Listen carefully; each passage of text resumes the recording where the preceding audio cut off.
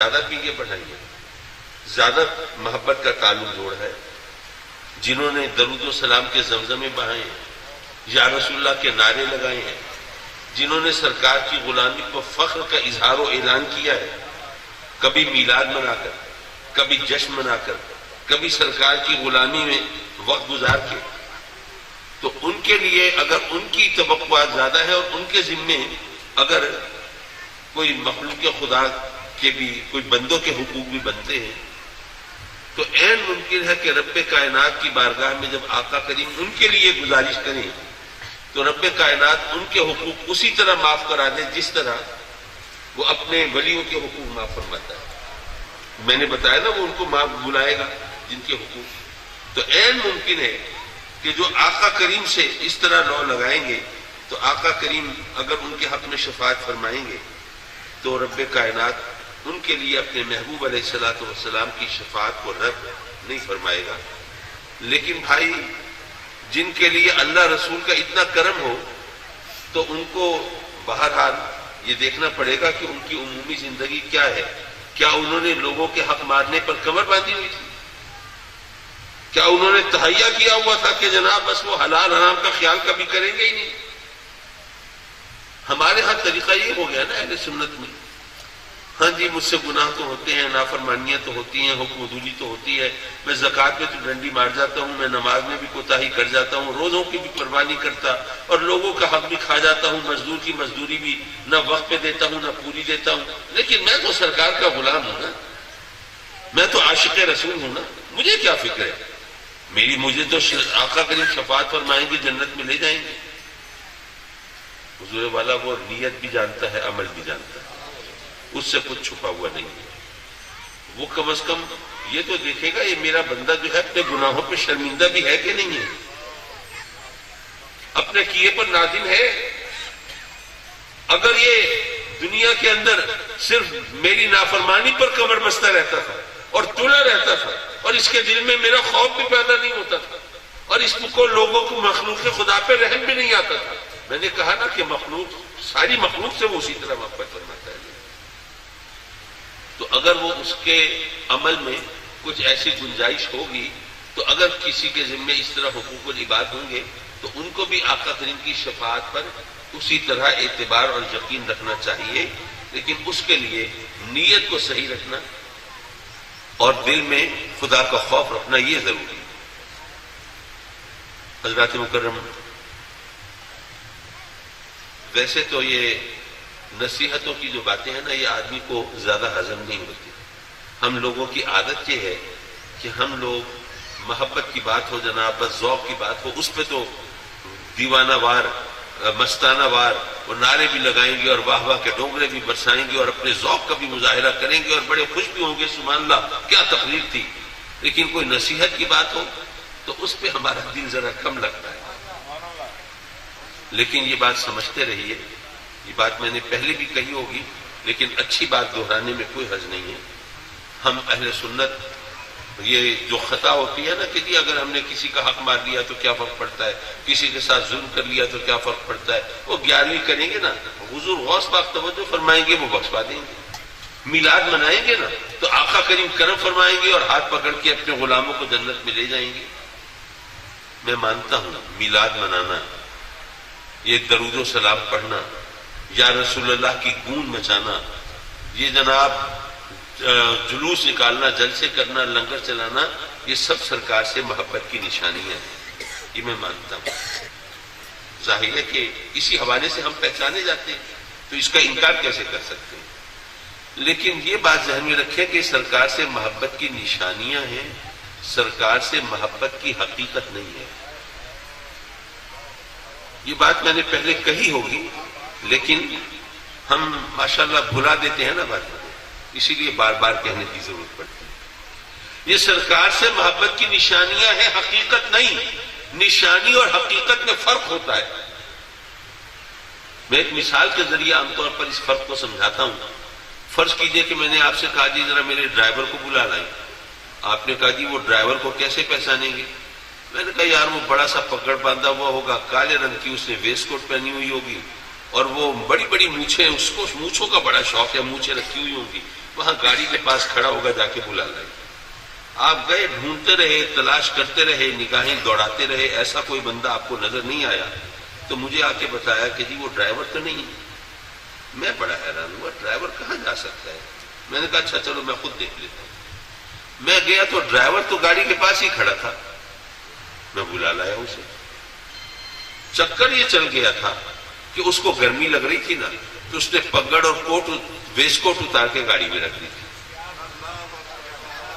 اچھا ادھر کہیں اس نے کوئی یہاں پہ کوئی الٹی سیدھی چیز کھا لی جس کی وجہ سے اس کو کوئی شدید قسم کی الرجی ہو گئی، وہ اس کو اپنے دل پہ پتھر کی سل رکھ کے مجبوراً اپنی مونچھیں صاف کرانی پڑ گئی.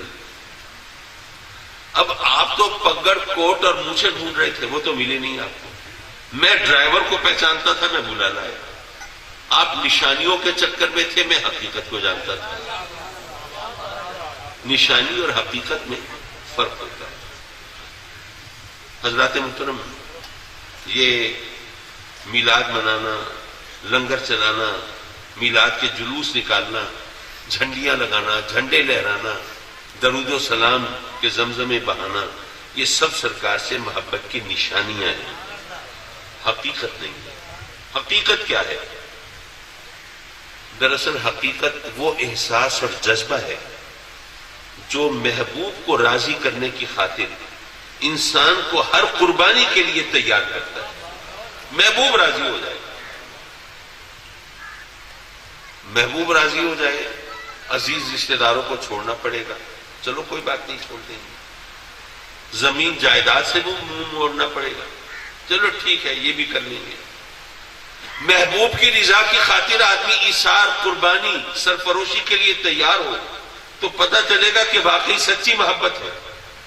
لیکن اگر کسی نے کوئی دھڑکا شڑکا دیا یا کوئی اسے دھمکی دی کہ جناب اگر تم نے یہ کیا تو یہ ہو جائے گا اور تمہاری زمین سے، جائیداد سے آگ کر دوں گا اور فلاں فلاں، اور آدمی وہ دبک کے بیٹھ جائے، تو پھر ظاہر ہے کہ پھر محبت کی وہ سچی محبت تو نہ ہوئی.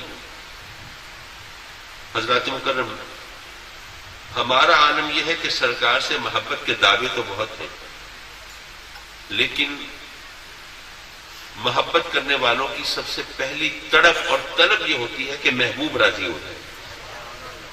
محبوب کو راضی کرنا یہ سب سے بڑی خواہش ہوتی ہے کہ نہیں ہوتی؟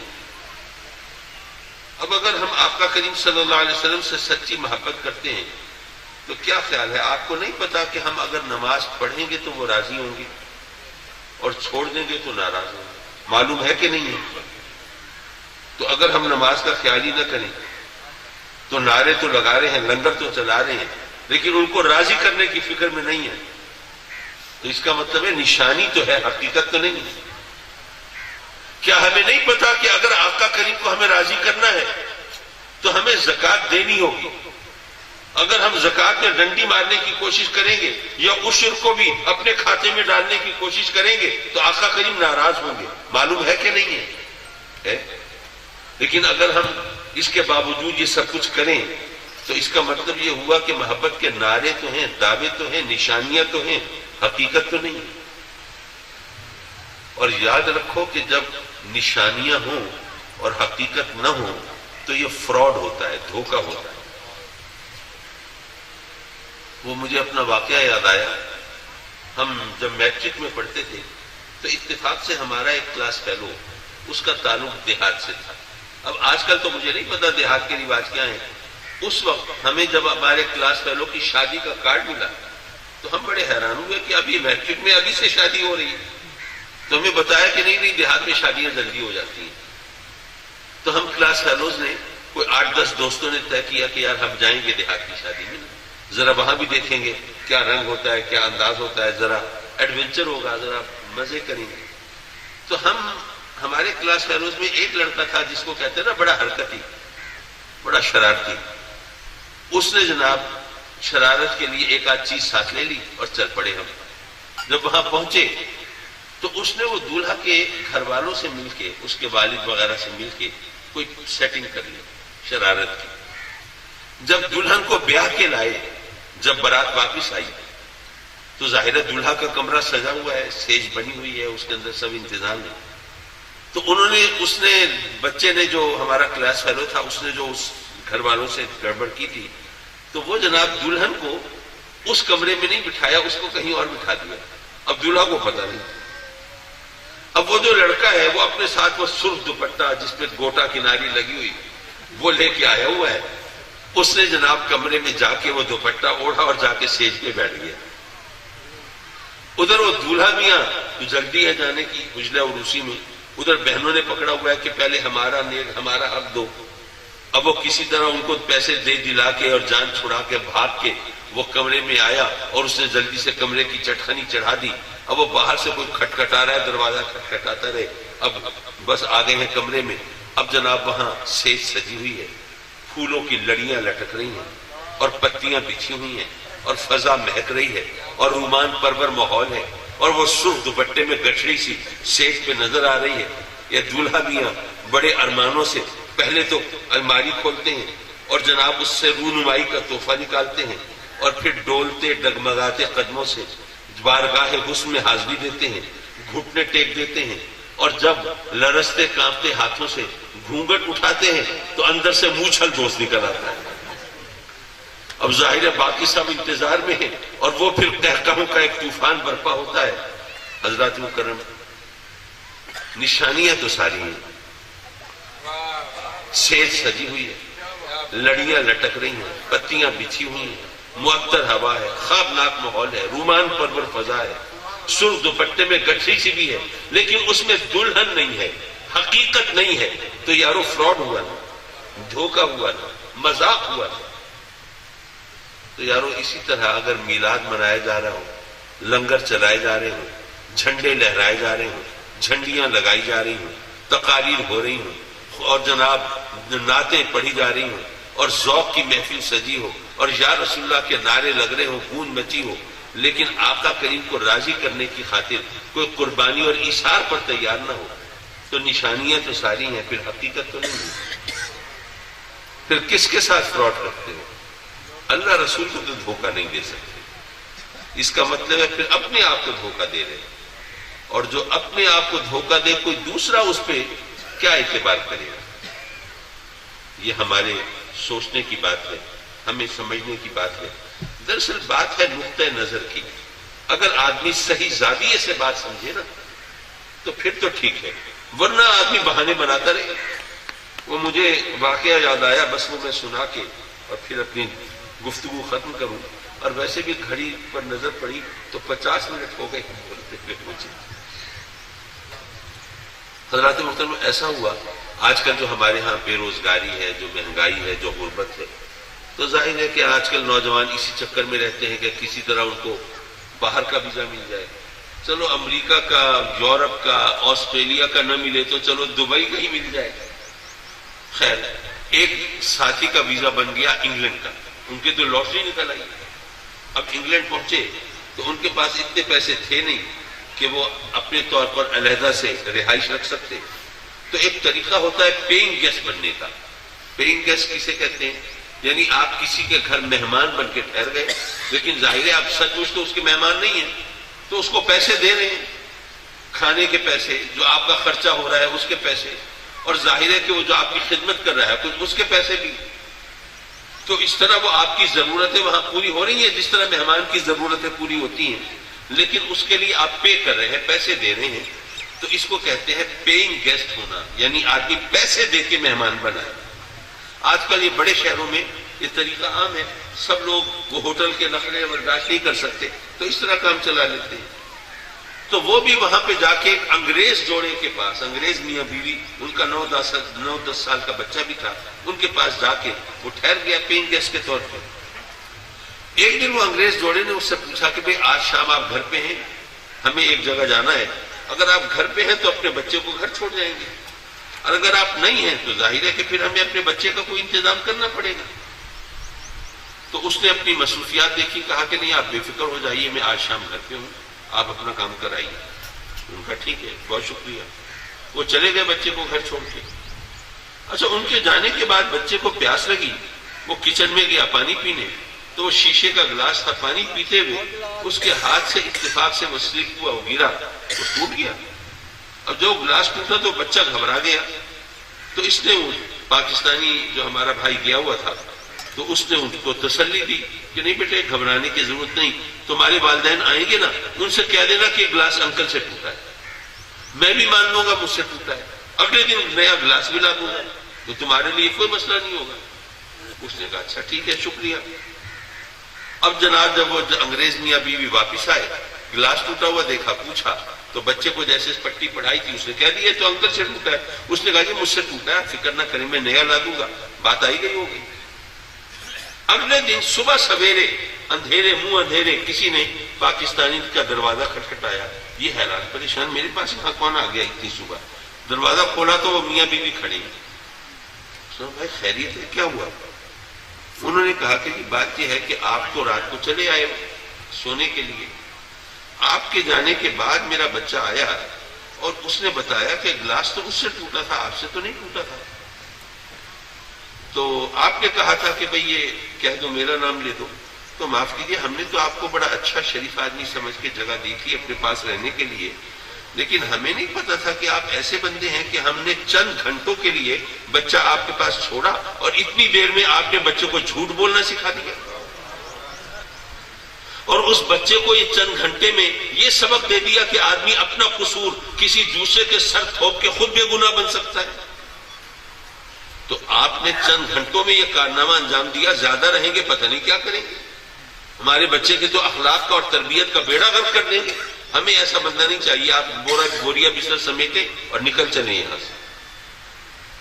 میں سوچنے لگا کہ وہ پاکستانی بعد میں اپنے گھر والوں یا دوستوں میں بیٹھ کے کہہ رہا ہوگا یار نیکی کا زمانہ ہی نہیں، میں نے تو اس کا قصور اپنے ذمہ لے لیا تھا اور وہ جناب انہوں نے ہمیں گھر سے نکال دیا۔ بات ہے زاویہ نظر کی، آپ کس بات کو کس طرح دیکھتے ہیں۔ تو اگر آپ ان تقاریر کو صرف وقت گزارنے کا بہانہ نہ سمجھیں بلکہ ان سے کچھ حاصل کرنے کی کوشش کریں تو پھر مجھے یقین ہے کہ یہ دنیا بھی آپ کی ہے اور وہ دنیا بھی آپ کی ہے، کیونکہ ہمیں پھر سیدھا راستہ ملتا ہے، صراط مستقیم ملتا ہے، اللہ کی رحمت پر یقین آتا ہے، آقا کریم صلی اللہ علیہ وسلم سے محبت کا صحیح مفہوم ہمارے ذہن میں آتا ہے، اور توبہ کرنے کا بھی ہمارے اندر ایک عزم اور ایک ارادہ پیدا ہوتا ہے۔ تو اس طرح یہ دنیا بھی سنور جائے گی، وہ دنیا بھی سنور جائے گی۔ مولا اپنے کرم سے ہمارے دوست منظور صاحب کے والد محترم نظر محمد صاحب سعیدی کی مغفرت فرما، ان کو جنات الفردوس میں اعلیٰ مقام دے اور ان کی امانتوں کی حفاظت فرما۔ اور تو نے توفیق دی ہے یہ منظور صاحب کو یہ محفل سجانے کی، ایصال ثواب کی۔ ظاہر ہے آج کل یہ کوئی آسان کام تو نہیں ہے، جو حالات ہیں، جو بے روزگاری ہے، جو مہنگائی ہے، جو غربت ہے، لیکن یہ ان کی اپنے والد سے وابستگی کی گہرائی ہے، ان کے تعلق کی مضبوطی ہے کہ انہوں نے یہ مہنگائی اور غربت کو بہانہ بنا کے، بہانہ تو نہیں ہے یہ تو ایک حقیقت ہے، لیکن اس وجہ سے یہ چھوڑا نہیں یہ سلسلہ اور انہوں نے اس کو جاری رکھا۔ رب کائنات اپنے کرم سے اپنے حبیب کے صدقے میں ان کو بھی اپنی نعمتوں اور رحمتوں سے نوازے، اور ان کے والد کی چھاؤں لی ہے تو اپنی رحمتوں کی چھاؤں عطا فرمائے اور زمانے کی کڑی دھوپ سے بچائے۔ وآخر دعوانا ان الحمد للہ رب العالمین۔